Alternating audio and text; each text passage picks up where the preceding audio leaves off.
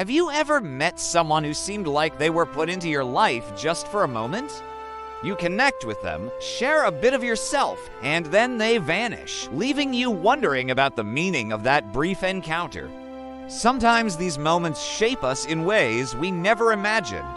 Daniel was a boy who preferred to live within the pages of his books, finding solace in fictional worlds where he was often the hero. He found it difficult to open up to others, his anxiety making conversations feel like battles he wasn't sure he wanted to fight. In his small town, there wasn't much to do or to talk about. The days were long, the silence was loud, but there was a girl who made the silence bearable. Maya had a contagious laugh that echoed like wind chimes. She was an artist, and the old wooden bench by the river was her easel. She painted the world around her, finding beauty in the mundane. She saw the world as an art gallery waiting for someone to appreciate the masterpiece that was unfolding. But Maya had a secret she kept hidden under her radiant smile. She was fighting an illness that no one in town knew about.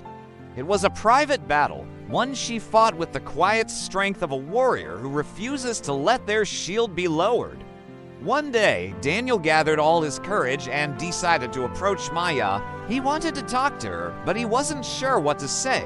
As he got closer, he heard her soft laughter mingling with the gurgling of the river. It was like music to him. He sat down on the bench beside her, and for a while, they sat in comfortable silence, each lost in their own thoughts. The sun dipped below the horizon, painting the sky in hues of orange and purple, and Daniel felt a connection with Maya and the fading light. It was as if the dying embers of the day were igniting a spark within him. When Maya turned to him, there was a question in her eyes that mirrored the curiosity he felt. "Why do you come here every day?" she asked, breaking the silence. Daniel hesitated. Then, in a voice barely louder than a whisper, he said, "I don't know.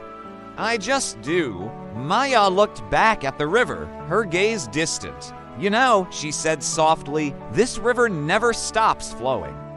Even when winter comes and the water freezes, it keeps flowing beneath the ice. I like to think people are the same. Even if one day I'm not here, a part of me will keep flowing in the memories I've left." Daniel pondered her words. He realized that, like the river, life went on regardless of how one might feel. Days turned into weeks, and Daniel found himself drawn to Maya more than just for her art or her infectious laugh. He liked the way she saw the world, the way she made him feel seen, even when he struggled to see himself. He liked how she made the ordinary seem extraordinary, but Maya grew weaker. Her once vibrant spirit dimmed, and the sparkle in her eyes faded like the last embers of a dying fire. Daniel noticed, and so did the townspeople, but no one knew how to help. It was as if the town itself was holding its breath, waiting for something that no one could quite name. One afternoon, Daniel arrived at the bench to find Maya lying peacefully on it, her breathing shallow. He sat beside her, holding her hand, and as the sun set, casting long shadows around them. He knew this might be their last moments together, but fear gave way to understanding. He realized that Maya's spirit, like the river, would continue to flow, to inspire and to heal, even if he couldn't understand why she was taken so soon. In the tapestry of life, some threads shine brightly, touching our lives briefly, then fade away, leaving behind a legacy of color and light. The next morning, the townspeople found Daniel asleep on the bench beside Maya. Her notebook lay open on her lap, a testament to a life lived in art and laughter. In the quiet of the morning, the river seemed to whisper her name, and the sun rose as if to paint a new dawn in the sky. As for Daniel, he continued to visit the bench by the river every day, not in sadness, but in gratitude for the time he'd spent with Maya. He began to draw, finding solace and strength in the strokes of his pencil. Because sometimes the people we meet for just a moment leave a mark that lasts a lifetime.